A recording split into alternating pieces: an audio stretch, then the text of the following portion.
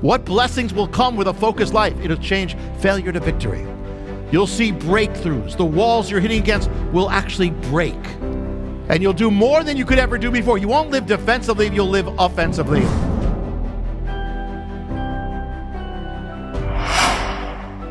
To live a focused life, I have to decide, you have to decide, that life is not going to determine my course. Circumstance is not going to determine my course. Because if I don't have a goal, then I'm going to be just brushed away, just back and forth by circumstance. People are not going to determine my goal unless it's God talking through them. Only God. And therefore, I'm not going to live, and you're not going to live reacting to everything, reactively. Because if you react to everything, it means you don't have a goal. I mean, yes, there are things you got to address. That's not. But you're going to live proactively. Meaning, I'm not going to be just responding to the next event, the next problem, and hoping things go well. I have a purpose. I've got a mission. I'm moving ahead.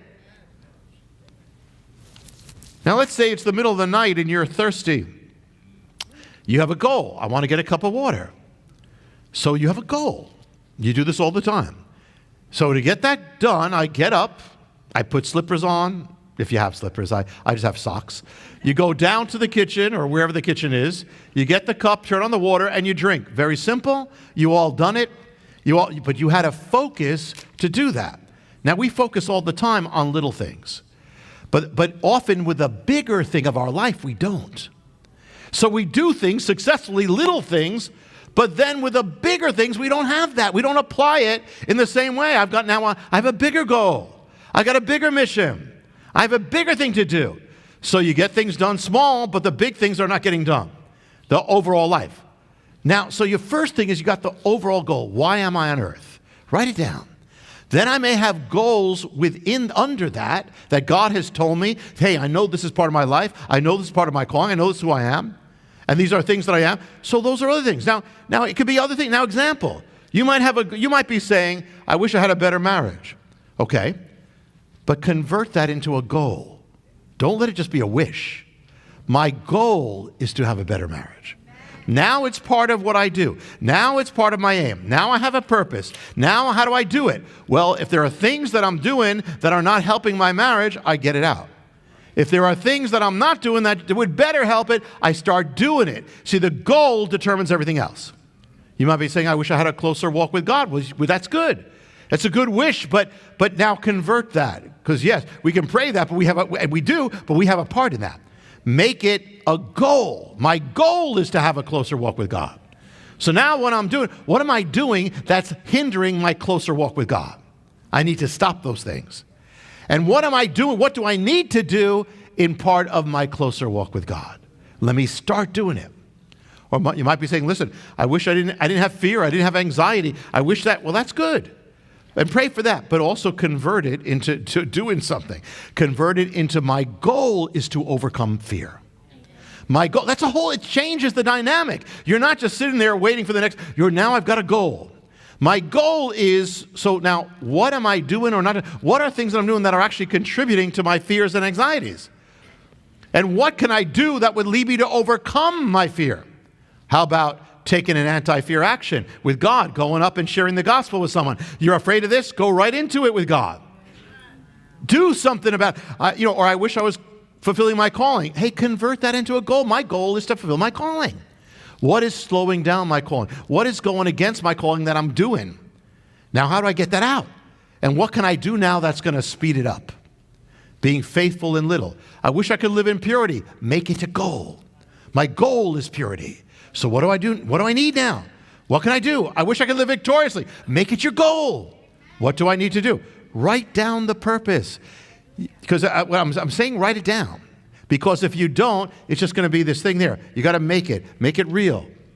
Write down the purpose. What's the mission of my life? What's the purpose of my life? And then what am I called to do? And what do I need? How do I do it like Paul did? Paul prayed, I'm sure, Lord, fulfill my calling. I'm sure he prayed all the time for that. But he also said, I run the race. I've chosen to do it. Write it down. Then write down the details. What do I need to do specifically? What new habit should I be taking up? What old habit should I be ending? Break up your goal into parts. Let me tell you what I mean. You can't do it all at once. You can't live a life of victory today. You can't achieve everything that God has for you to achieve today. Today is today. But you can take one step today of that victorious life. You understand? You can do it. Break it up. Because otherwise it's too big. You can't do anything with it. Break it up into something very small. That's a secret. Make it specific. Make it detailed, not general. My goal is to become a better person. Good. That's good. But that's general. If it's very general, I'm not going to do it. But if I do it, hey, that is my big goal, but now I'm making it specific. But my goal today is to bless that person by giving them a gift, by visiting them. That's specific, you can do it. And that will begin filling the other one. Make it specific, make it near. There's something you can do today. Make it small, start with small. Remember I told you about focus. What happens when a big amount of energy gets focused to a little spot? Power, okay? Power. So you don't have to don't think I'm doing everything today.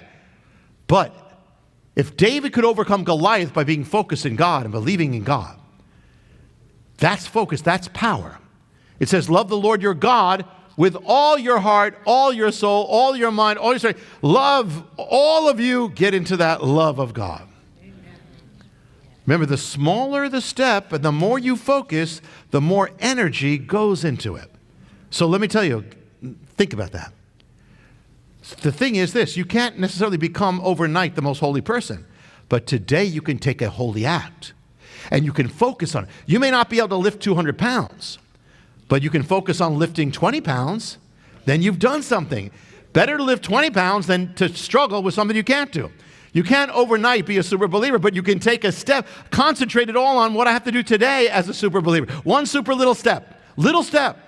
What can I do today?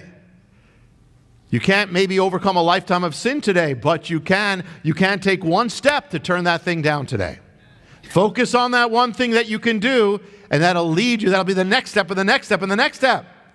What blessing will come? This is spiritual today and very practical and spiritual. What blessings will come with a focused life? It'll change failure to victory.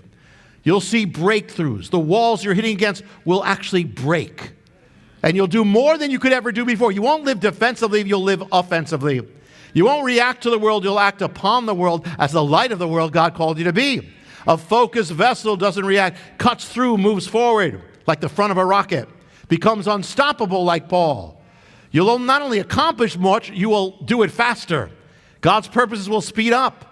It cuts through obstacles. You won't be pounded by the problem all the time. You'll be cutting through it because you've got a goal. You won't be living as somebody who's wounded by the enemy. You'll live as one who does damage to the enemy's kingdom. Become a focused vessel. Live with an aim. Live with a goal that God's called you for. You'll have your breakthrough. You'll have your victory, and you'll be the success God called you to be.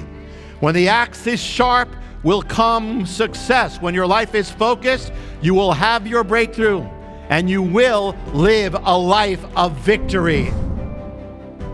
This is Jonathan Cahn. Thanks for watching. The Josiah Manifesto and all my books you can get anywhere, Amazon, wherever books are sold. Shalom.